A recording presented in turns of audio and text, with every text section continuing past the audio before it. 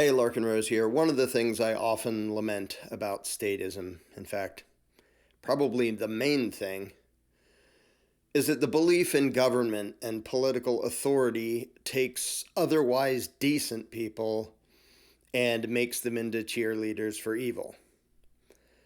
It's not just a belief that nasty people cling to and do nasty things.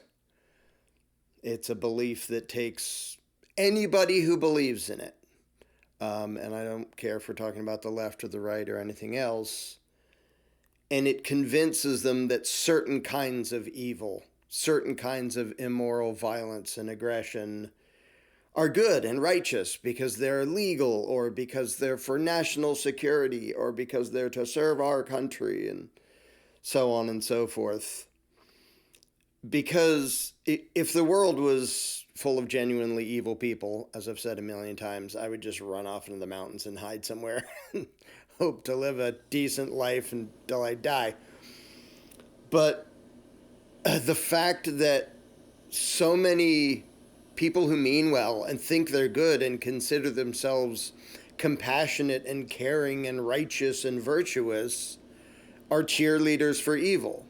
And I'm describing every Democrat, and I'm describing every Republican, and I'm describing every single advocate of government to one degree or another. Now, some people are more just openly, vociferously bloodthirsty in their political rhetoric than others, but it still applies to everybody, and you can see it in the exchanges going on about the Charlie Kirk thing, but about so many other things too, where either side can easily point to something that was the result of the authoritarian beliefs of the other side and go, this is horrible, this is intolerable, this is just, this is so evil, while being completely incapable of noticing that you're advocating something just as bad.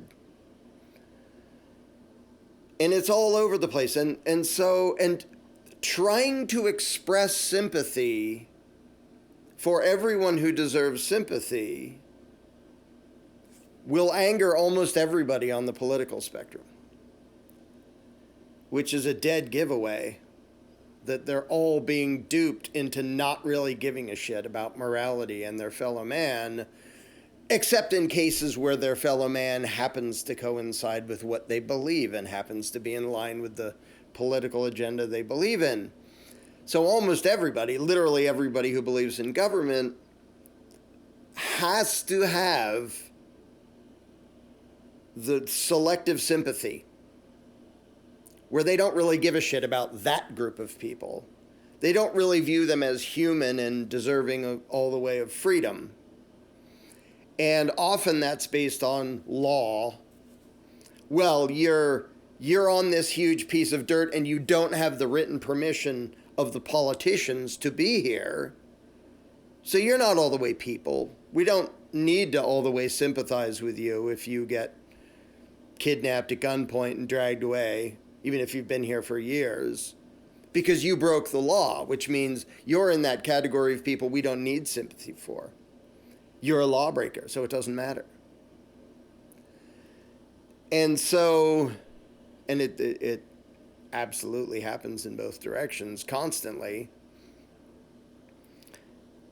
But it's extra sad watching people express genuine, heartfelt sympathy for somebody, like people having sympathy for Charlie Kirk's family from this horrible thing that happened, and have them be completely incapable of noticing you're just as heartless as the people who did that.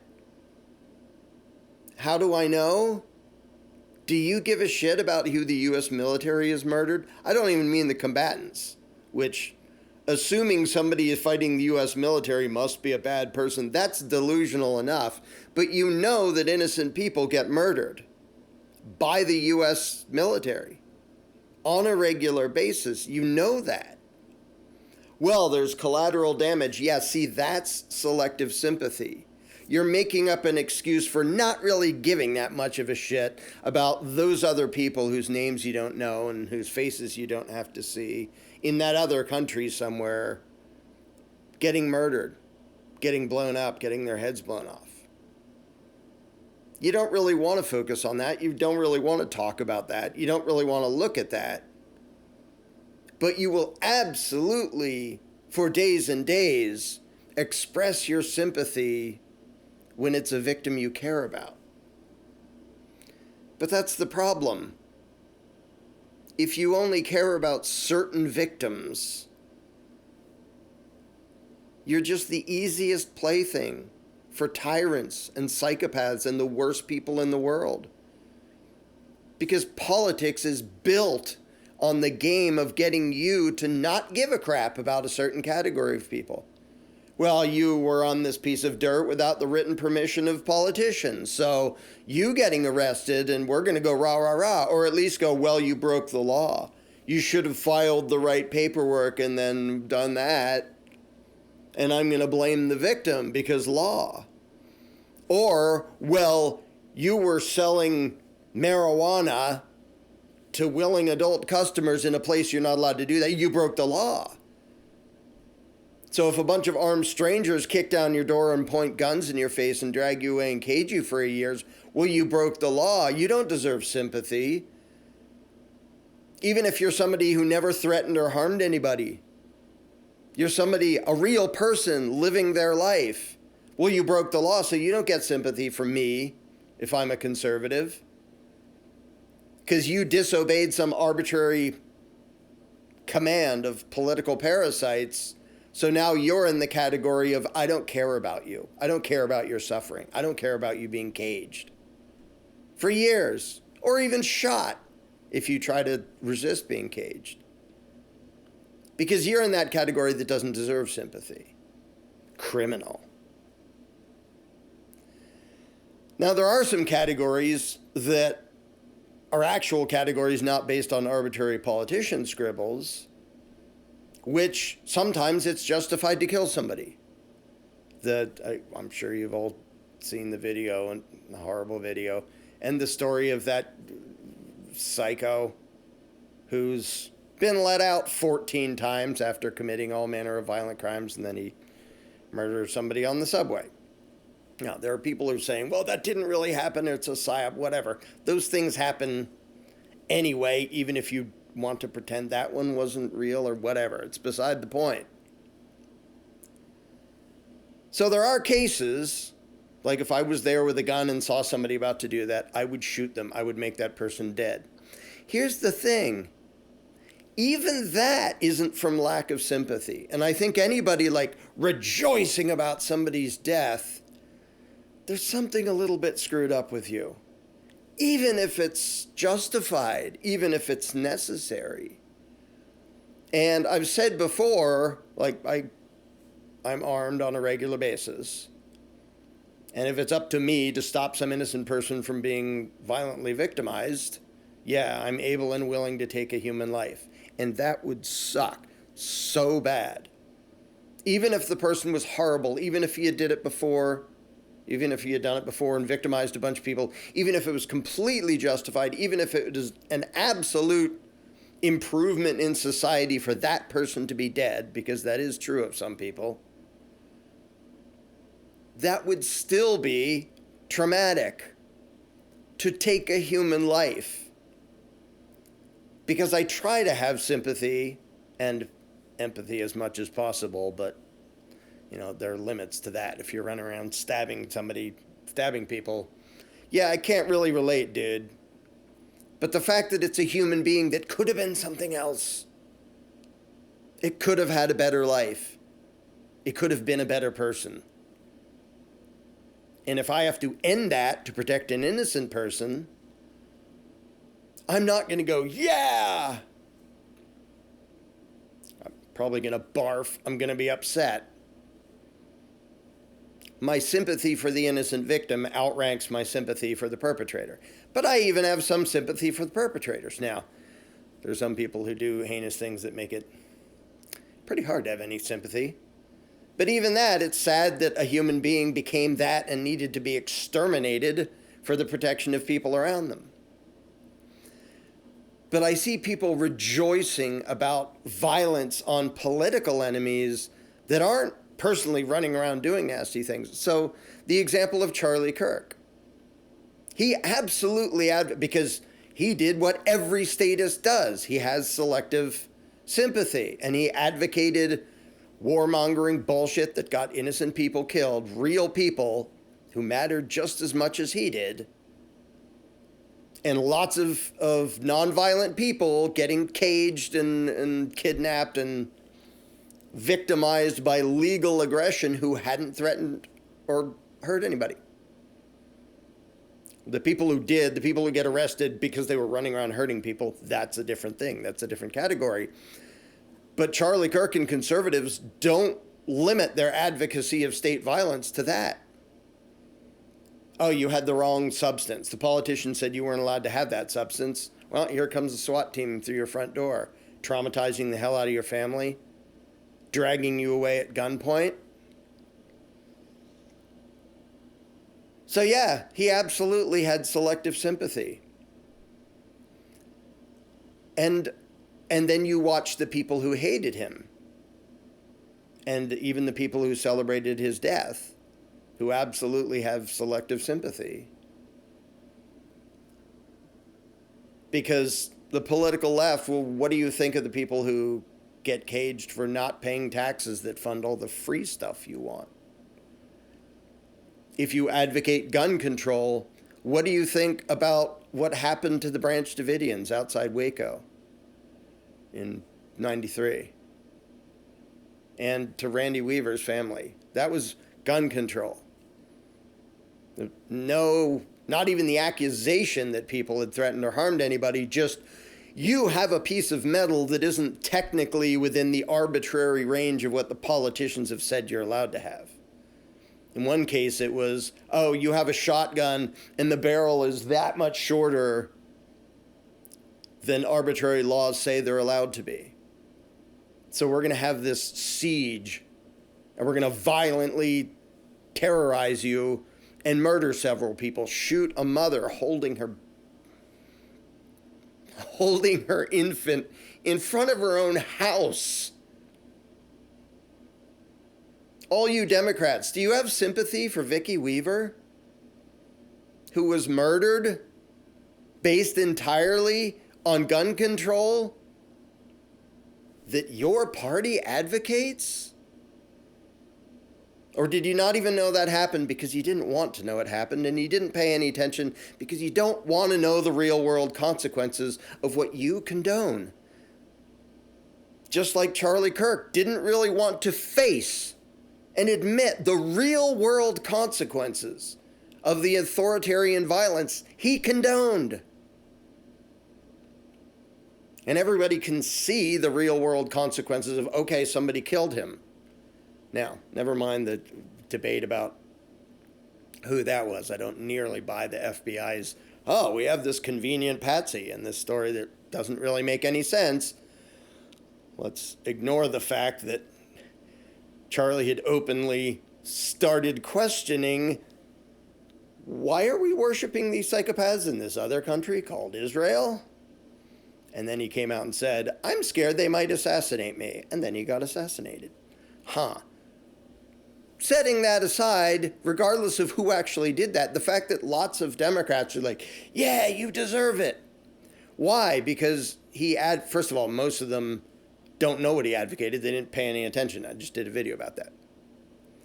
But even if you're pointing out the stuff that really was bad, like you're cheering for the mass murder happening in Gaza, okay, if you're super mad about him for that, you're condemning him for his selective sympathy? You might want to look in a frickin' mirror, because you do the same thing. And that's the problem. As long as well-meaning people can do that and put blinders on and not admit the violence they condone if they believe in government. Because if you believe in government, you absolutely advocate immoral violence against huge numbers of people. And if you're trying hard to not see the reality of what you're doing, yeah, you can feel all self-righteous and virtuous as you lament the horrible suffering caused by what other people believe in. And try your hardest to not actually look at the evil and the suffering and the death that's a direct result of what you condone. Meanwhile, people who are absolute psychopaths, the warmongers who will create wars to have a war, to make money, to get power, to claim resources around the world. The people who don't actually deserve sympathy because they are all the way profoundly evil. There's no good intention. They don't care about that. They're sociopaths. They're not thinking, am I one of the good ones? They don't care. And all you well-intentioned people with your selective sympathy, you just become easy pawns, easy playthings for these psychopaths. Until this group is yelling, you're just so horrible, you have to be, whether killed or taken out of society or stamped down, you're evil. The left is evil. All of them? Everybody who votes Democrat is evil and deserving of some nasty retaliation, really? Because as it happens, some of them think that all of the right are evil and nasty and deserving of some nasty retaliation, and they say so too. And you both have no fucking awareness of the evil you condone, and you don't give a shit because you've been trained to not give a shit. If you vote Democrat, if you vote Republican, you intentionally empowered an authoritarian monster that is inflicting pain and suffering and death on innocent people. You did that. Now, I know you don't want to focus on the suffering that you helped make happen, that you enabled, that you empowered. No, you'd much rather tell yourself how virtuous and good and well-intentioned you are as you condemn the nasty suffering and death and horrible things that other people were responsible for. But you just can't bring yourself to look in the fucking mirror and look at the realities of what you do. I think it would be good. I'm not in favor of coercion, so I wouldn't even force this on people. It would be good for every single American who's like, yeah, I support what Israel's doing in Gaza, to have to sit there in that, watching bombs fall, watching little children blown to bits. That's what you're condoning. And to you, it's just some abstract story. Well, Hamas is really bad. Oh, well, then it's okay to blow up children. Is that how this works? You unsympathetic monster. Why did you become a monster? You don't think you're a monster, do you? You think you're caring and compassionate. And you are. When it comes to the people that you don't want violently victimized by the state. But when it comes to those other people in those categories, illegal immigrants, heck with them, who cares about that? Criminals who had the wrong substance, who cares about them? Or if you're on the left, people who have AR-15s, who cares about, kick in their doors, point guns at them. Use violence against them. Doesn't matter if they threaten anybody. And both sides make excuses for warmongering and war crimes when their guy is on the throne. Barack Obama was absolutely a mass murderer and a war criminal, just like Trump is a mass murderer and a war criminal. Did you condemn that? Or did you think, well, no, that's my party, so it was probably justified. Or I'm going to make excuses. I'm going to make excuses for why I don't really have sympathy for the victims of the evil violence that my guy and my party committed.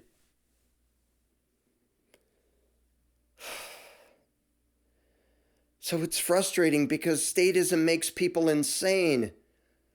It makes everyone into schizophrenic, split personality lunatics who will imagine themselves to be all righteous as they point at some horrible thing that happened and goes, oh, this is so heartbreaking and so terrible, and Oh, my heart goes out to the family, and it's just so dreadful, and I can't even imagine it. And you have my sympathies. Unless you're in that category, and then fuck you. Government violence, murder, aggression, terrorism, torture, you suddenly don't give a shit because that's in a category that you've been trained to not give a shit about. And the thing is, if you believe in government, you have to do that. Because if you believe in political authority, you have to believe that the people who disobey that authority are bad. That is fundamental to statism. Believing that governments have the right to rule and that legalized aggression is good and that authority is real, you have to believe, hey, if they have the right to govern and control by force, then everybody else has the obligation to obey, the moral obligation to obey. And if you didn't obey those gun control laws, or you didn't obey those drug laws, then it doesn't matter if you were peaceful. It doesn't matter if you have a family and a wife and kids or a husband. That doesn't matter because you disobeyed the ruling class that I want, which means you are now in the category of people I don't give a shit about and I don't have any sympathy for. And you're allowed to be victimized by brute violence, including murder, because you disobeyed the violent authoritarian ruling class that I approve of. Now, if something happens and I didn't approve of it, then I can be so sympathetic and, oh, it's just so dreadful. And people don't even notice their hypocrisy. And right now, it's probably more obvious than ever. Conservatives hating the left, just deciding everybody who thinks that, you're evil, bad things should happen to you. And then the left, a lot of people on the left are more openly vocal about, we want conservatives to suffer and die. I mean, that's still a tiny minority of Democrats, but a lot of them are pretty vocal about that, which, I don't know, do they get credit for at least being honest about their psychosis? Or is it better to be a conservative where you support the troops as they commit mass murder on a regular basis? But most of you, I mean, even there's exceptions. Most of you don't want to say, yeah, I want little children in Gaza to be blown to bits in front of their parents. No, you just say, I support the troops instead, even though what you are supporting is the murder of innocents. And not recognize it. But of course you can see it, like plenty of evil crap Hamas does, because people struggling for power and control do evil crap. Oh, this is so evil. And you can watch this ridiculous exchange between people who support the violent Hamas psychos who don't give a shit about harming innocents, and then the IDF psychos who don't give a shit about harming the innocent. Some of them delight in it. On both sides, some of them delight in it. But the supporters of both sides, including the people who think they're on the right side, what do they say about the casualties and the collateral damage on the other side? Well, I mean, they brought it on themselves. Shut up.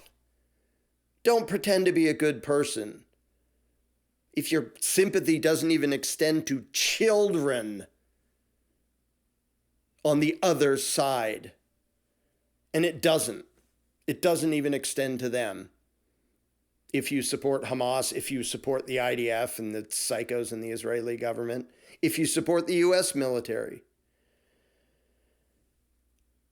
And it's so deranged and weird. And I try to be optimistic and hopeful based on the fact that all of these people want to think of themselves as good and virtuous.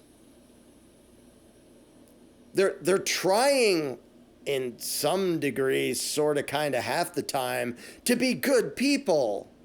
All the people who call themselves Christians, who think they love their fellow man, and then they're cheering for violent aggression. Trump, the warmonger, and going after anybody who doesn't have a piece of paper from the ruling class saying they're allowed to be here. Who would Jesus violently deport? Nobody. That's who. But you don't give a shit because your real God, government, said you don't have to give a shit about those people because those people disobeyed our benevolent overlords, the politicians. And the left does that and the right does that. And then they hate each other for being the same fucking thing.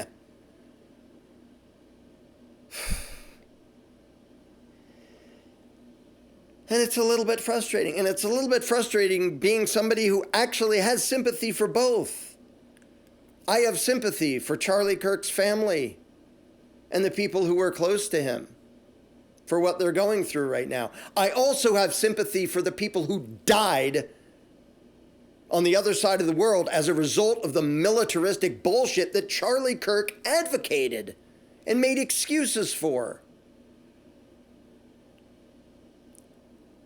And trying to have sympathy for both and watching these two groups of people who so easily fall for the divide and conquer games of psychopaths and then hate each other for being the mirror image of themselves, being the same frickin' thing. If you have ill will towards somebody because they disobeyed politicians, and you do, if you're a Democrat or a Republican or a statist at all, you do have ill will towards somebody for not obeying politicians. They broke the law. If your sympathy only extends to people who faithfully obey the ruling class, what does that say about you and your brain and your perception of reality? Golly gee, who might have wanted to train you to only give a shit about people who obey the ruling class? Maybe the ruling class?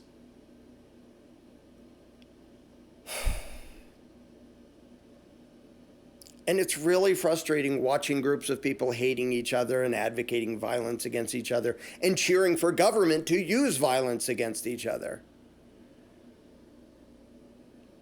while all of them imagine themselves to be compassionate and sympathetic and good. I'm for good. I'm for getting along. I'm for peaceful coexistence. No, you're not. You're for getting along with anybody who obeys the violent psychopaths you want in power. And fuck everybody else. That's what you believe. That's what every statist believes. That's what you have to believe in government, to believe in authority.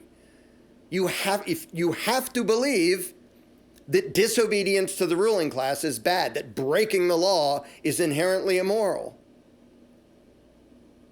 Which means you think anybody who disobeys the psychopaths in Washington, D.C. is deserving of violence. They don't deserve peaceful coexistence. They don't deserve to be left in peace. They don't deserve sympathy. Even if they're not threatening or harming anybody, they deserve pain and suffering because you didn't obey the master. Republicans, you all think like slaves. Democrats, you all think like slaves. You literally resent and hate and don't have sympathy for other people because they didn't do what the massa told them to. That is inherent to being a statist. And it's insane. And I can remember it in myself back when I was a statist. Well, if you broke the law, then you deserve blah, blah, blah. No, they didn't. I was an indoctrinated statist idiot too, who had selective sympathy too. I didn't recognize it at the time. I was a true believer in this mythical bullshit called authority. So I thought, well, if you disobeyed, you brought it on yourself. You deserve punishment. You're a lawbreaker. You're a criminal. Because I was still a mental slave too. To the point where I would hate my fellow slave if he disobeyed the master that I wanted. And that's where we are right now. Most of the world, most of what they hate, most of what angers them is their fellow man who, for whatever reason, in whatever state, didn't obey the psychopathic political masters that person voted for, the psychopathic commands that they condone and they advocated and they petitioned for. And a sad question that I'll end with is, do you deserve sympathy? Do you deserve sympathy from other people? If you get hurt, if you suffer, if you die, if you get murdered, do you deserve their sympathy? Here's a test. What if you received from the rest of the world the exact amount of sympathy that you have for the people who disobey the masters you believe in? If you believe, deport all those illegal immigrants, what if the rest of the world had the same sympathy for you? We don't really like you. You get to have your house barged into. You get to get kidnapped at work at gunpoint, dragged away, sent to some country, maybe some country you've never been to. Explain to me why you deserve sympathy any better than that.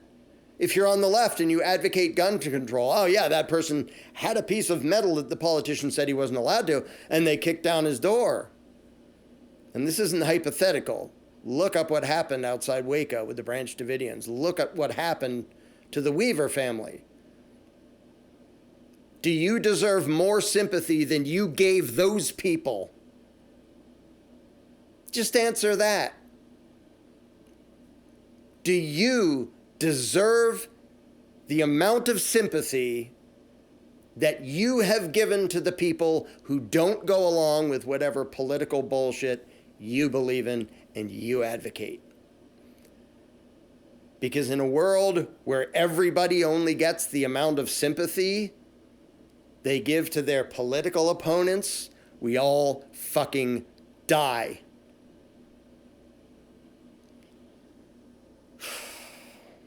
So yeah, feel your sympathy, feel your heartbreak for people who deserve it.